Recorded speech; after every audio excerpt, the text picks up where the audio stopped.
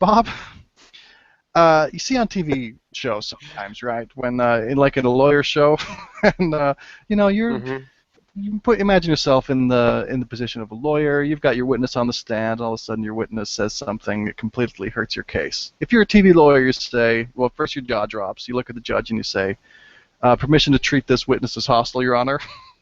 And then the judge hopefully grants it, and then you just change your whole approach. I feel like that is what I'm wanting to do with my newsroom recaps. Permission to treat the show as hostile, Your Honor. I feel like I Granted. hate reviewing this as much as anything. Thank you, Your Honor.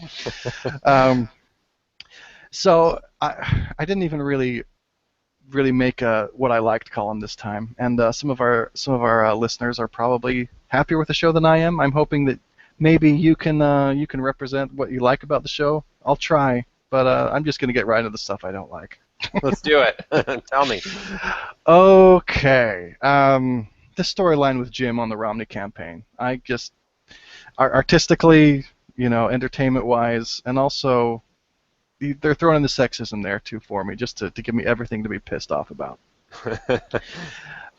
So they're well. I'm glad. One thing I'm really glad about is that they are messing up. They're suffering consequences for their principled stand. Like they didn't get some advanced copy of something, so they all look like assholes to their news organizations. These people who are on this little protest with Jim. That was nice. There are consequences. Um, anyway, as we go on, blah blah blah, boring, boring, boring through that. We have a little Mormon alert as Jim thinks he's so smart in a very Sorkin-esque way of pointing to some little hiccup in the. Wait, he was a leader in the church in 1977, but blacks didn't get the priesthood until 1978. Whoa! Stop the presses here. This is in response to what's his name, the Texan guy having a ranch with an interesting name or something like that, right? Oh yeah, a name that they decided they were going to say on the newsroom, but I don't know if I'm brave enough to put it up on our little cast here. Um, yeah, race and different races, how you deal with that. That was a big theme this time. I'm not sure I really loved how the newsroom dealt with that, but we'll get to that shortly. Right. Rick Perry. Anyway, Yeah, I couldn't remember his name. Yeah. Rick Perry, and also they went to Africa Mm. as the great white saviors to these poor African kids.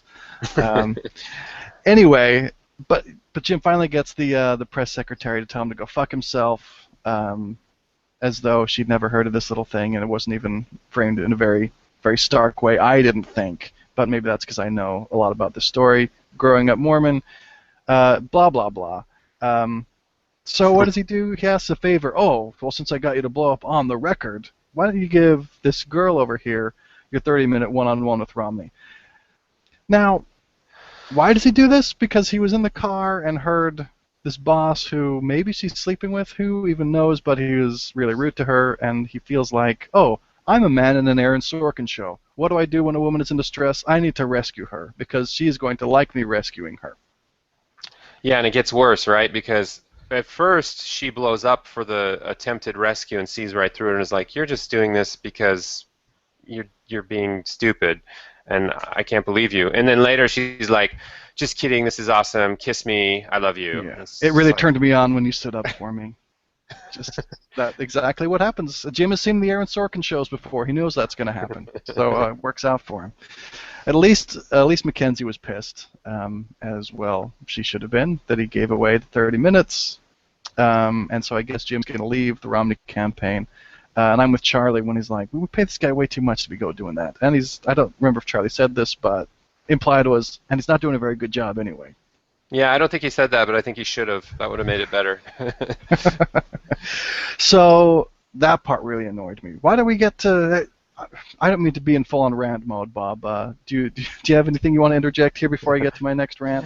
Oh, I think you nailed it with the way that played out. I just say that whole on the road subplot felt like a throwaway for me from the beginning anyway. It didn't feel like it was going to go anywhere. It felt like it was a time filler.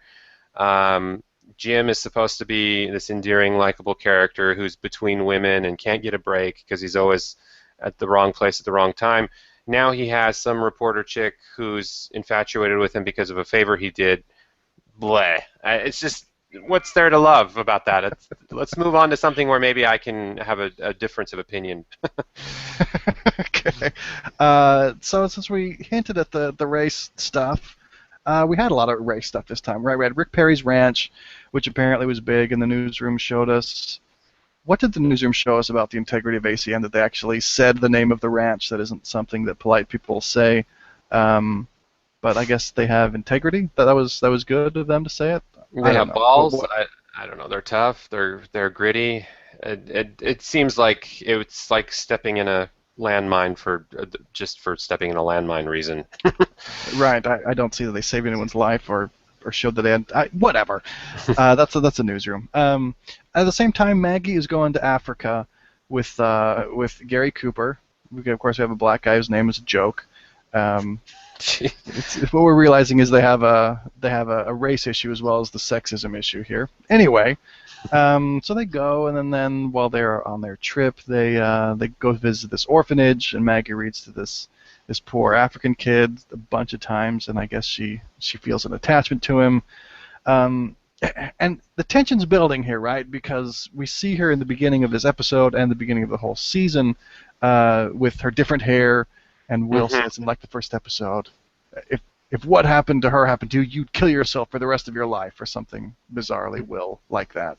Yeah. So and we know what happens to reporters in foreign countries: sexual assault, kidnapping, stuff like that. And so we're thinking, oh crap, this could be really, really bad. Um, anyway, but we just see her develop this relationship with the kid, and then there are gunshots there, and so the kids try to evacuate the orphanage they're living in, but this one kid she likes, he doesn't make it, so they try to take him and save him. But in the escape, this kid gets shot and dies. And we also find out that the only reason the gunmen were attacking was because they were there with the camera in the first place, so she's coming to try to save these kids. Well, that's not what she's thinking in her mind. It just had those romantic tones of, oh, these poor African kids, if only now they can know what the word blonde means because these people are here to enlighten them. But no, they get the kid killed just because they were there. And that's tragic. I feel like it was a little bit of a letdown, and also sort of manipulatively sentimental. Just after the build-up of everything that happened to Maggie, I was like, oh, that's it? She couldn't save the African kid that she fell in love with? Sad, but I don't know. Manipulative.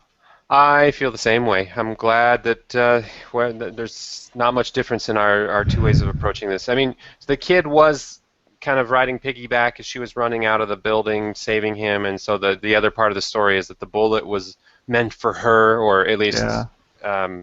he stopped the bullet from hitting her, and it went into his spine. And theoretically, this is a tragic story that would be high stakes and mean a lot, and drive the newsroom into some new level of something. But I don't know. I didn't connect with it at all. It felt like, because of the whole line with Will early on and the flashback mentality that the show went for in the first episode, and by the way, the flashbacks are back. Like now it's like halfway through the season, it's like, oh, we're using flashbacks again. Okay, not effective.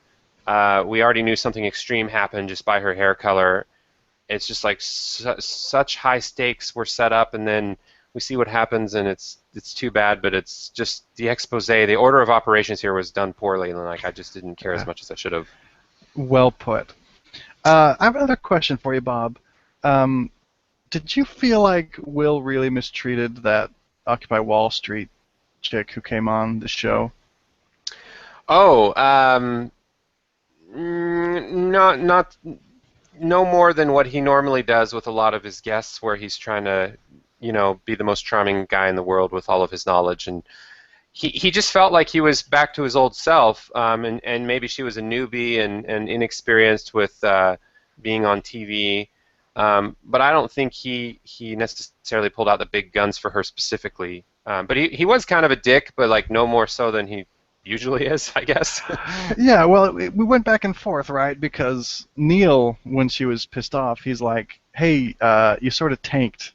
He didn't do anything to you. You were not a very good representative. He wouldn't play unfairly. He was smug. And you know what? Will's definitely smug, but that's not a crime in the world of TV news. Right. And I actually didn't think she tanked. Maybe this is some weird a spin-off of the sexism thing because she's pretty and she had some interesting points.